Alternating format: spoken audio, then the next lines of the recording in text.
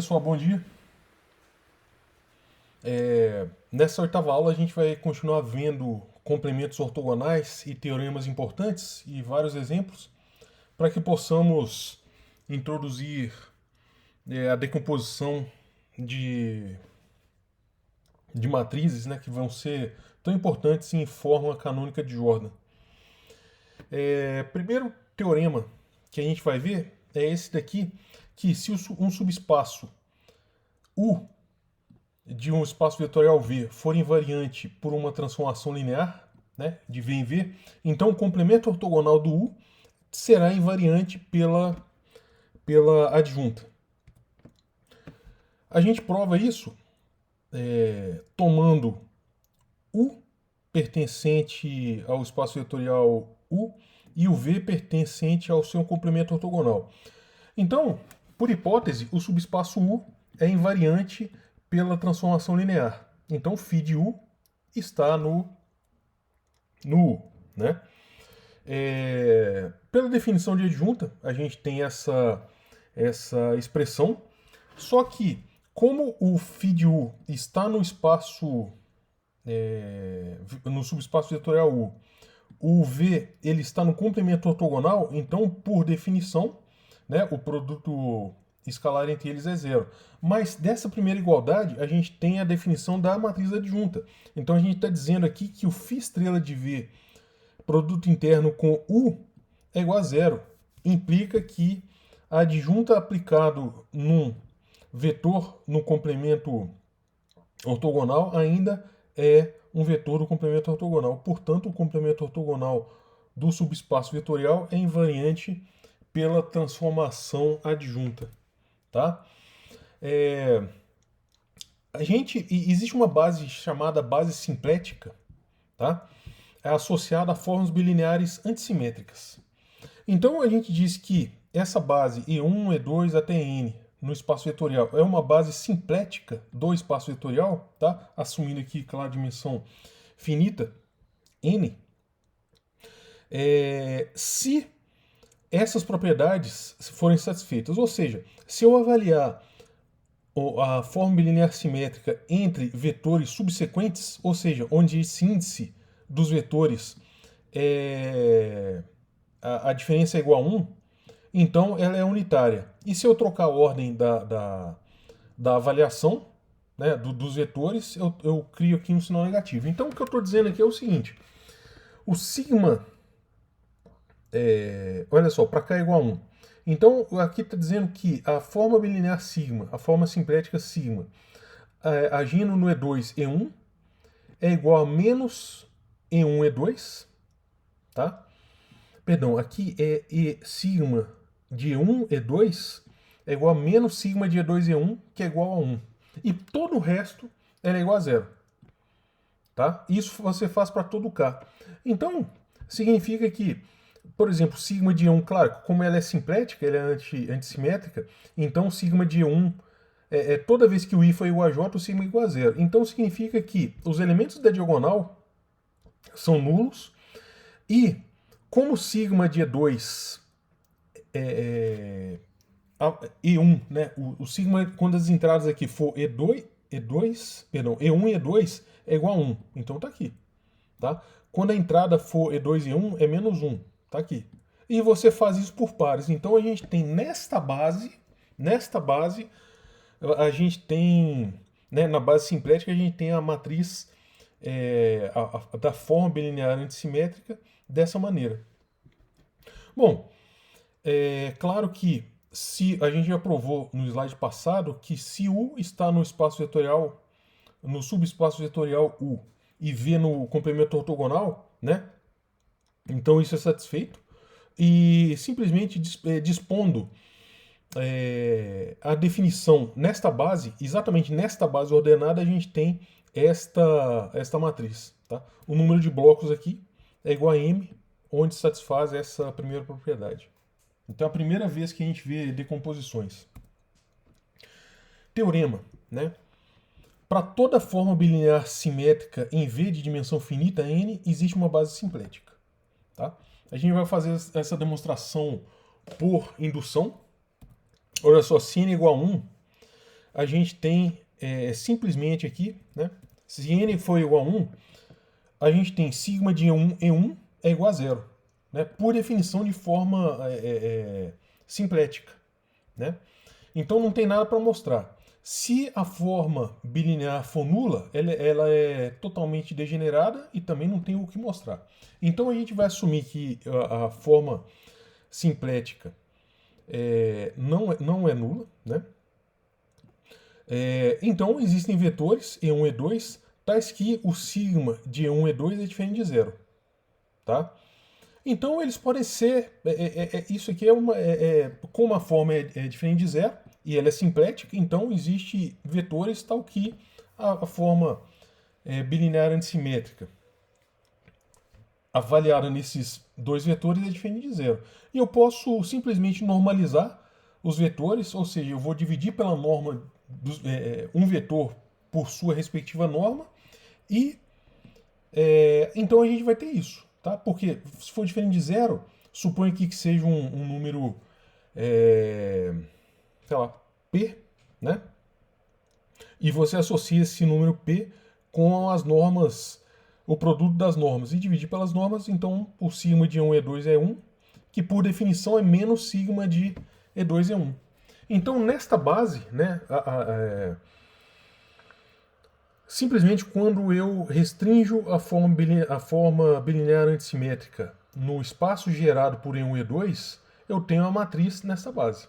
Agora, pelo teorema que a gente acabou de mostrar, né, essa forma não degenerada. Ah, claro, foi o último teorema da aula passada. Essa forma é não degenerada, então dá para eu escrever, existe sempre uma cisão do espaço vetorial como subespaço vetorial gerado por E1 e E2 mais seu complemento ortogonal. Tá? Por indução, existe uma base simplética E3, E4 até N no complemento ortogonal. Tá? Então, portanto, a base simplética é dada por essa expressão. Então, para toda forma bilinear antissimétrica, existe uma base na qual eu posso expressar a forma bilinear como essa matriz grande aqui. Tá? Ela na diagonal, ela tem esses blocos 0, 1, menos 1, 0 e zeros, eventualmente zeros no restante da diagonal. Tá? Para toda forma, bom, isso aqui a gente acabou de mostrar. Para cada aplicação, né, linear do espaço vetorial nele mesmo, a gente já viu que existe uma forma bilinear associada, induzida pela transformação linear, dada por esse produto interno, né, o produto interno de U, φ de V. Essa matriz, a matriz dessa forma bilinear, nessa base, tá, ela coincide com a matriz da aplicação linear nessa base.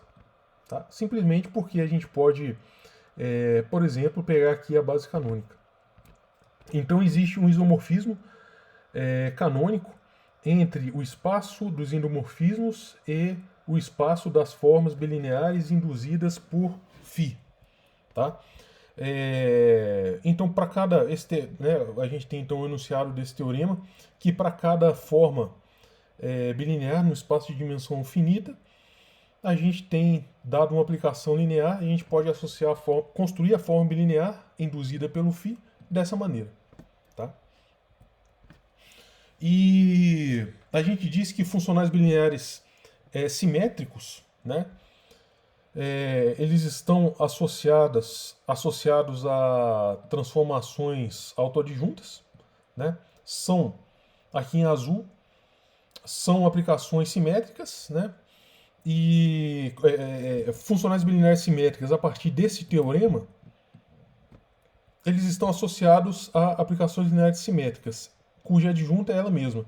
E os antissimétricos estão associados a transformações lineares antissimétricas e é anti-autoadjunta. Ou seja, a adjunta é menos a própria transformação linear. Tá?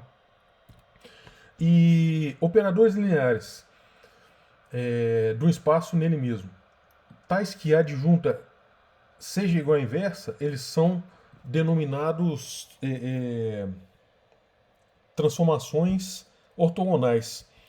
Claro que se a adjunta é a inversa, então a matriz da adjunta é igual à inversa da matriz. E a matriz da adjunta a gente provou na aula passada que é transposta da matriz. Então essa condição aqui, ela define transformações ortogonais. Então toda matriz n por n sobre um corpo K que satisfaz essa propriedade, né, ela forma o grupo ortogonal que será denotado por ONK. Tá? K é o corpo. E bom, claro, GL, né, o grupo linear geral de matrizes n por n quadrada sobre um corpo K, e esse grupo Special Linear é exatamente o grupo das transformações lineares que tem determinante 1. Então a gente pode ainda definir esse grupo SO, que é o Special Orthogonal, né, que é o grupo de transformações lineares com determinante 1 que sejam ortogonais, ou seja, é o grupo ortogonal e tem determinante igual a 1. Mostre que, exercício, né? Mostre que uma aplicação que corresponde à projeção ortogonal em um subespaço é simétrica. Então a gente tem aqui um subespaço vetorial de dimensão K, com base F1, FK, uma base ortonormal. A gente vai mostrar o caso ortonormal e depois que a gente for ver Gram-Schmidt, a gente pode ver o caso mais geral. Então a projeção, pessoal, a gente vai ver ainda mais isso na aula que vem, mas a projeção, ele simplesmente pega aqui um vetor x no espaço vetorial, né, faz esse produto escalar, que é justamente a componente de projeção em relação a cada um dos elementos da base. Então, você está expressando x como combinação linear de elementos da base. Tá?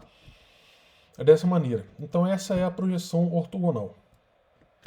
Agora, quando eu fizer aqui o produto interno entre a projeção de um vetor x, o produto interno disso com y, que é um outro vetor no espaço vetorial, então aqui eu vou escrever a expressão da projeção, simplesmente, né? Como isto daqui é uma soma, então o produto interno ele preserva a soma, né? É linear em cada uma das entradas, então eu posso tirar essa soma para fora da minha do meu produto interno, essa igualdade aqui é a mesma, tá?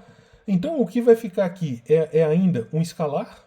O escalar ele sai do produto interno e dentro do produto interno vai ficar o produto interno agindo em F e Y, que está aqui. Tá? Só que toda vez que, né, pela propriedade Sesc linear, né, supondo aqui que a gente tenha um corpo complexo, o caso real é trivial, então toda vez que eu trocar a ordem do produto interno, eu ganho aqui um complexo conjugado. Né? E esse complexo conjugado ele vai entrar aqui na segunda entrada do produto interno, né? Pela propriedade de involução. Então, eu tenho essa soma, e já que a soma, o produto interno preserva é linear, então eu posso entrar com essa soma no produto interno, e finalmente vai ficar o produto interno do vetor x com a projeção do y. Tá? Então a gente provou essa propriedade. E, portanto, a projeção ortogonal ela é autoadjunta. Né? Ou seja, é exatamente isso que a gente queria provar, que ela é simétrica ou equivalentemente autoadjunta. No caso, para bases mais arbitrárias, vai ser possível provar após vermos o processo de Gram-Schmidt. Tá? Outro exemplo, aqui o exercício. Mostre que se duas aplicações φ e ψ são autoadjuntos, né? Olha só, automorfismos são isomorfismos do espaço V nele mesmo. Mostre que se φ e ψ são isomorfismos, então φ composto com ψ é autoadjunto se somente se ele comutar. Tá? Essa segunda parte mostra aqui também que se a gente não assume que seja isomorfismo, essa afirmação é incorreta. Primeiro, A gente vai denotar a composição simplesmente por justaposição. Então, hipótese. Eu não sei somente sim. Então, a ida supõe que φ composto com psi seja autoadjunto, ou seja, φ e a gente quer mostrar que ele comuta. Então, olhem só, como ele é autoadjunto, né? A composição é autoadjunta, então a gente tem essa igualdade. Só que a gente viu na aula passada que quando eu calculo a adjunta de uma composição, né, φ-psi é a adjunta de psi composto com a adjunta de φ. Só que por hipótese, né, o φ e o psi são autoadjuntos. Então a gente usa essa propriedade, então o psi estrela é igual a psi e o φ estrela é igual a φ. Então a gente mostrou que φ composto com psi é igual a psi composto com φ. Então a ida está demonstrada. A volta, né, vamos supor que eles comutam e a gente quer provar isso. Então, se eles comutam, a adjunta do φ-psi, perdão, do psi-φ é igual a gente provou na aula passada, que é a adjunta do φ composto com a adjunta do psi. Tá? Só que eles são autoadjuntos, né, por hipótese. Então o φ adjunta é igual a φ, o psi adjunta é igual a psi, né? Então eles comutam, e foi isso que a gente mostrou. Só que, né, isso, pessoal, a gente assumiu que eles sejam automorfismos, ou seja, são isomorfismos de um espaço nele mesmo. Então a gente usou de alguma maneira essa propriedade. Supondo que eles não sejam isomorfismos, pode haver algum vetor W no espaço vetorial tal que ele esteja no núcleo. Então esse cara não vai dar para calcular adjunto, porque se o W estiver no núcleo, se a gente calcular que o produto interno no núcleo de φ ou no núcleo de psi, quando a gente calcula esse produto interno no W, ele vai ser igual a zero, tá? Então não dá para fazer essas passagens. Então por isso que a gente tem que assumir que é automorfismo, e quando a gente assume que é só endomorfismo, não dá para provar isso. Depois, isso aqui é só uma questão de definição, né, de nomenclatura. O grupo unitário, a gente definiu o grupo ortogonal para as matrizes reais, e o grupo unitário, ele vai fazer o papel do grupo ortogonal, só que para matrizes complexas. Esse DAGA é a transposta complexa conjugada. Tá? Então o grupo unitário são o grupo das matrizes que satisfazem esta propriedade. E esse DAGA, né, chama-se hermitiana conjugada, que é a transposição, né, a matriz transposta, e depois o complexo conjugado. Se a matriz ela tem entradas A e J, então a DAGA é exatamente a transposta vezes o complexo conjugado. E uma aplicação φ é ortogonal se satisfizer essa propriedade. Tá? Simplesmente aqui, pessoal, isso daqui é equivalente ao fato de que a adjunta é a inversa. Simplesmente porque φ de U, φ de V, né, pela definição de adjunta, aqui a gente pega a adjunta dessa transformação, então vai ficar U, φ adjunta de V. Então, para que, se a gente assume que φ estrela é φ menos 1, a gente prova essa propriedade de ortogonalidade. Mostra que uma aplicação que vai de um espaço vetorial V no espaço vetorial W, ortogonal, ela preserva norma de vetores e distância entre vetores. Primeiro, vamos mostrar que ela preserva norma. Norma, né? Como a φ ela leva vetores em V e vetores em W, então a norma aqui de φ de x, onde x é um elemento do espaço vetorial V, o φ de x é um elemento de W. Então a norma é em W. Né? Esse produto interno aqui, a norma ao quadrado é o produto interno de φ de x com ela mesma, em W, né? Só que, como φ é ortogonal, isso satisfaz essa propriedade do slide anterior, que é exatamente a norma no espaço vetorial V do x. Então ela preserva a norma. Tá? Agora, preserva a distância. O raciocínio aqui é o mesmo. A distância entre vetores, φ de x e φ de y, é exatamente o produto interno entre φ de x menos φ de y, φ de x menos φ de y. É só lembrar, né? Só lembrar lá de geometria analítica. Mas como como ela é linear, a soma dos vetores, a φ aplicada em soma de vetores, é a soma, né, no caso aqui a subtração, de φ aplicada em cada um dos vetores. E como ela é ortogonal, ela satisfaz essa propriedade, e isso, por definição, é a norma de x menos y quadrado, que mede, né, a distância entre x e y. Então, portanto, a gente mostrou também que preserva a distância. Se preserva a norma, preserva a distância, preserva o ângulo também. Então, transformações ortogonais preservam o ângulo entre vetores. Proposição. Uma aplicação linear φ autoadjunta ou anti-autoadjunta, né, ou ortogonal, ele possui a propriedade de que se um espaço U for invariante por φ, então o ortogonal é invariante por φ. Tá? Autoadjunta e adjunta, pessoal, vem do primeiro slide, assim, vem da primeira coisa que a gente provou na aula. Aqui, ó, vem dessa propriedade aqui. Tá? Vem exatamente desse primeiro teorema que a gente viu na aula. Agora, o caso aqui, então, para autoadjunta ou anti-autoadjunta, use o teorema do slide 2 da aula. Agora, o caso que não é imediato é quando o φ for ortogonal. Se o φ é ortogonal, então o φ restrito a U também é ortogonal, e se é ortogonal, a transposta vezes ela mesma é igual à identidade. Então, ela tem determinante diferente de zero e ela é não singular, por conseguinte. Então, para todo U no espaço vetorial, existe um V, tal que U é igual a φ de V. Tá? Agora, a gente considera um vetor W no complemento ortogonal. Então, para todo U no espaço vetorial, U φ de W é igual a φ de V e φ de W. Só que a φ é ortogonal. Então, essa última igualdade vem do fato de ser ortogonal.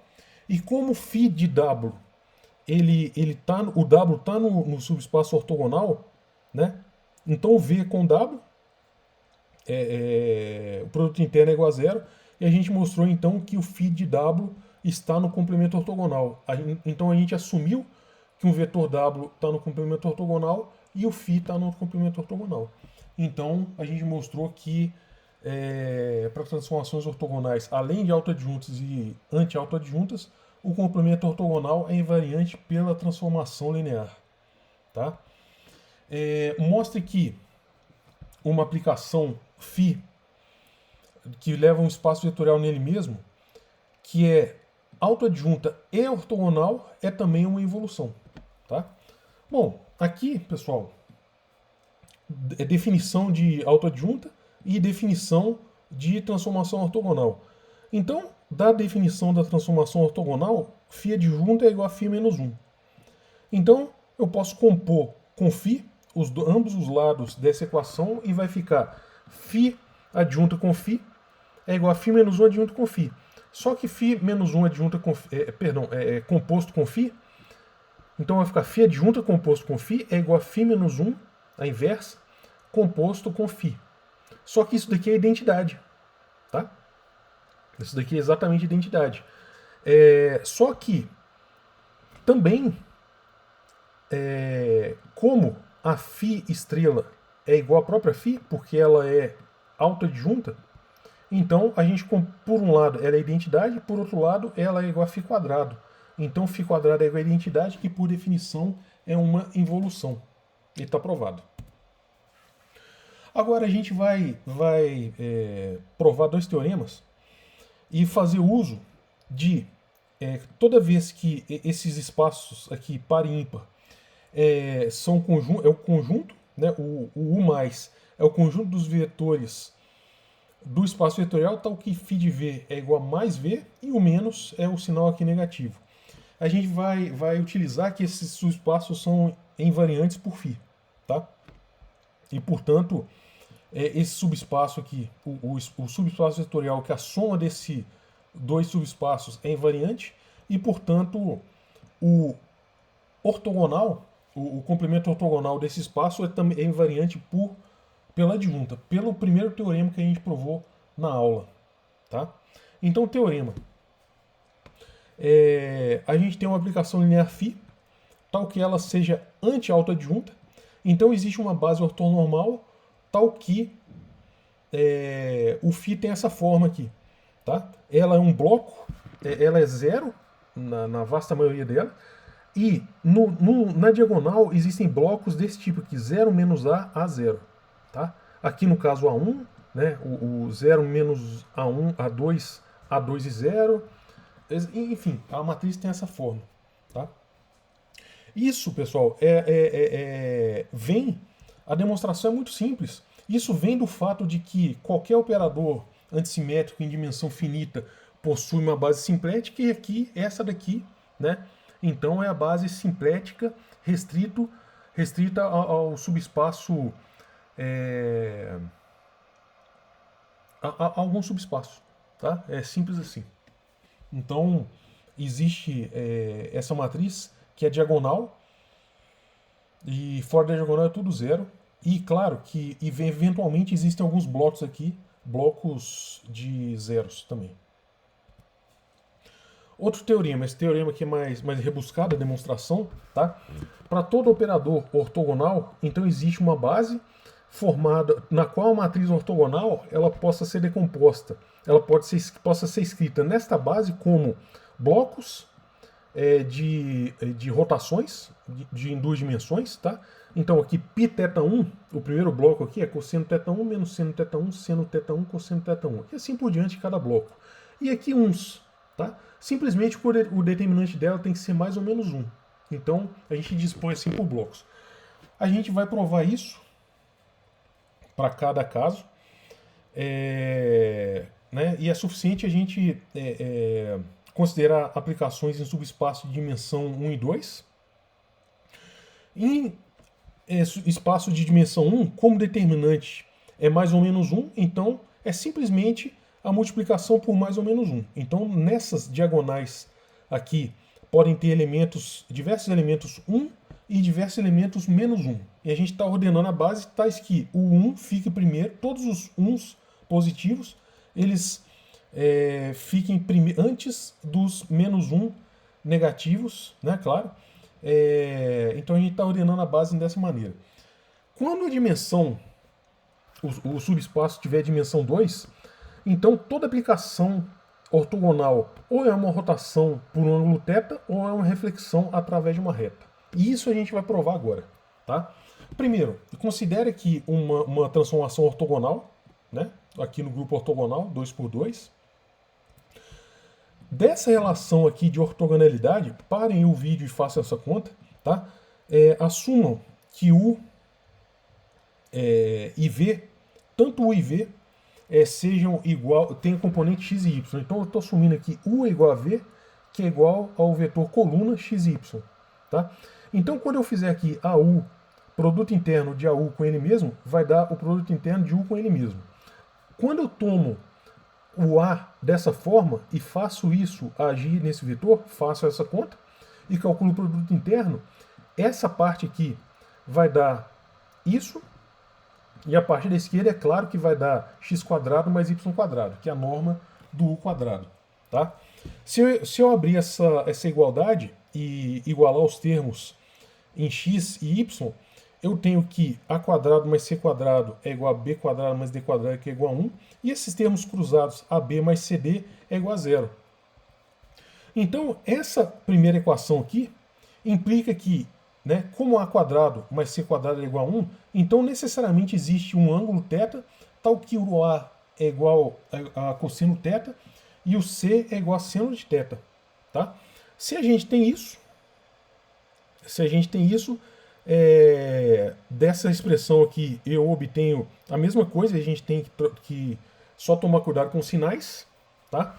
Então, como eu sei quanto que é A, B, C e D, então né, exceto esses sinais, então eu tenho essa primeira possibilidade, que o φ é uma matriz cosseno θ menos seno θ, seno θ e cosseno θ, tá? Ou, se eu considero o sinal, o respectivo sinal aqui, eu tenho que o φ é a matriz cosseno θ, seno θ e menos cosseno θ. Então essa primeira matriz aqui é uma rotação de ângulo θ, e a segunda matriz é uma reflexão através dessa reta, né, com respeito a essa reta que forma um ângulo θ sobre 2 em relação ao eixo x. Tá? Então, existe uma base ortonormal, tal que a matriz ela tem essa forma. Então, por isso que a gente escreve a matriz em blocos desse tipo. Tá? Propriedades.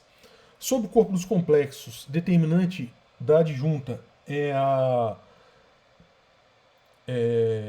complexo conjugado do determinante da matriz. Né? Aplicação é hermitiana se ela for adjunta, anti-hermitiana se for anti-autoadjunta e unitária se isso for satisfeito se a adjunta é igual à inversa para espaços complexos, vetoriais sobre os complexos.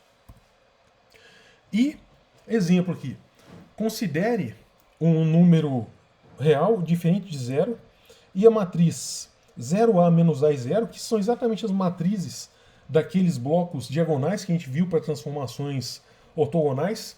Tá? Vamos encontrar aqui um conjunto ortonormal de vetores dessa matriz. Então, tem essa matriz com A diferente de zero.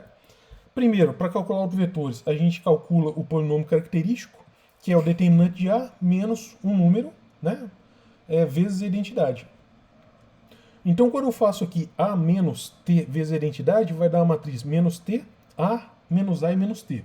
Quando eu calculo o determinante disso, vai dar T quadrado mais A quadrado. Isso tem que ser igual a zero. Né? Assim que a gente calcula os autovalores da matriz. Então, o primeiro autovalor vai ser T igual a mais IA. Né? T quadrado mais A quadrado é igual a zero. Então, T é igual a mais IA. E aqui é um número complexo.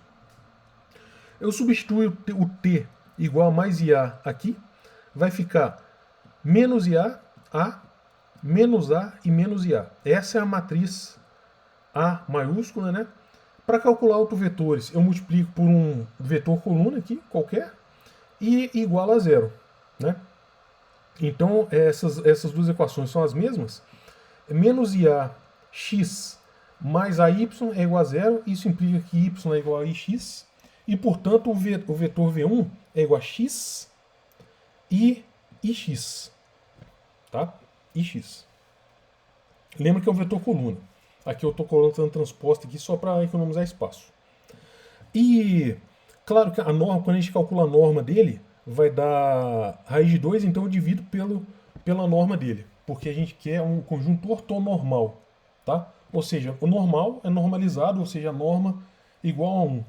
Agora, já que eu obtive aqui, que eu estudei o alto valor mais IA, vamos estudar agora o alto valor menos IA. Então a gente substitui nesta matriz aqui o menos IA, então vai ficar IA, A, menos A e IA. Que multiplica um vetor qualquer, que é o nosso autovetor, é igual a zero. Então, essas duas equações elas são equivalentes, então vai ficar IAX mais a y é igual a zero. Então, y é igual a menos ix. Então, vai ficar aqui o x menos ix. Né? O x é um número arbitrário que multiplica esse vetor. Só que a norma dele aqui vai ser 2, então eu divido pela norma. Vai ser raiz de 2, perdão. Eu divido pela norma. Então, eis aqui um conjunto ortonormal de vetores. Tá? E a gente mostrou o exercício.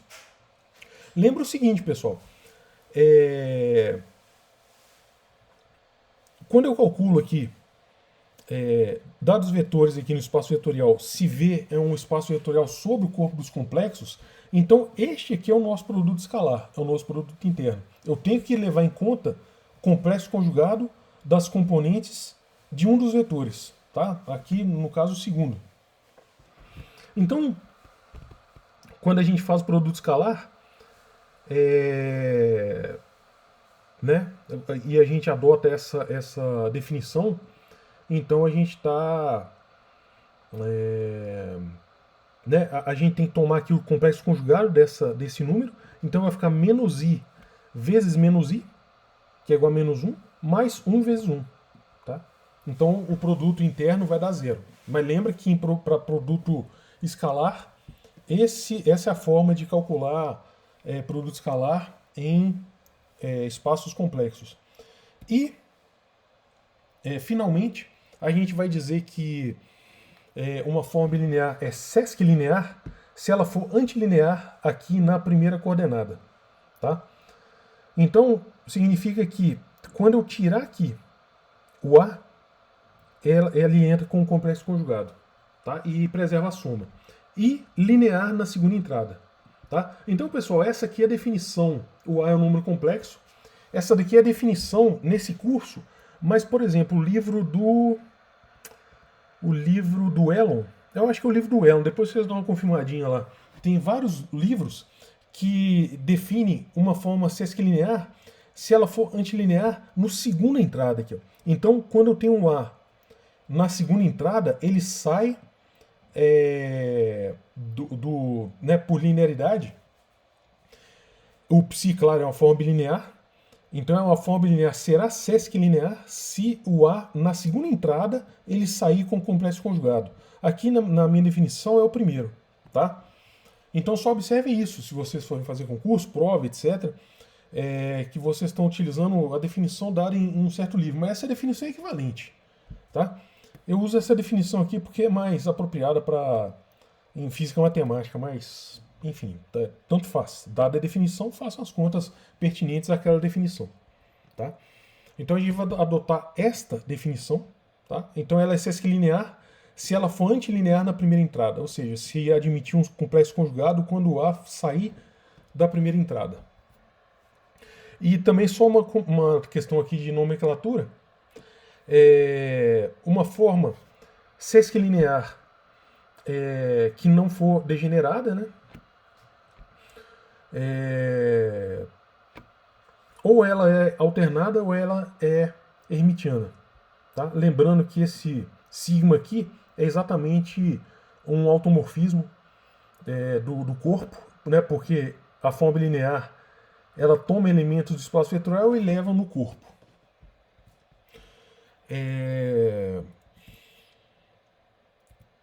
O grupo de isometria, bom, isso aqui eu já falei nas primeiras aulas lá de corpo, e o grupo de isometria, dada uma forma bilinear, o grupo de isometria é o conjunto das transformações lineares do espaço nele mesmo que preservam a forma bilinear.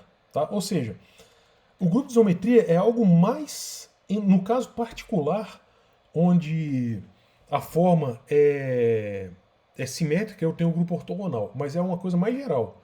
Então, olha só, se a gente pensar que esse B seja o produto interno, a gente está tratando aqui exatamente de transformações ortogonais, mas isso generaliza transformações ortogonais. Então, se a B for alternada, a gente diz que o grupo é simplético.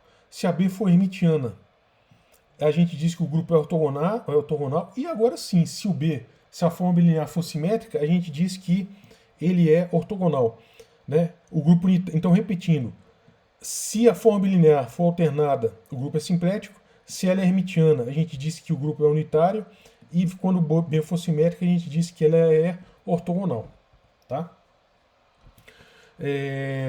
Né? Nesse caso aqui, onde a forma é exatamente a identidade, a gente tem exatamente que isso daqui é o produto interno usual. Tá?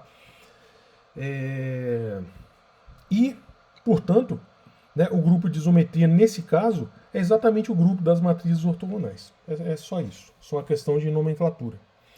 E, penúltima coisa aqui,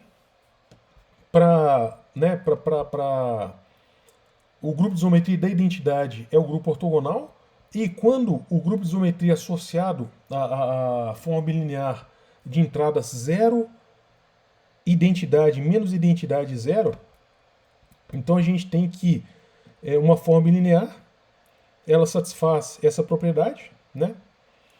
E isso, né? Se está no grupo de isometria, então essa igualdade aqui, o B de φ de V, é igual a B de UV. Só que o B de UV é exatamente o produto interno simplético agora. Então, para todo grupo simplético e toda matriz A, isso daqui é satisfeito. Tá? Então isso generaliza o grupo ortogonal. E a gente diz que o grupo é simplético.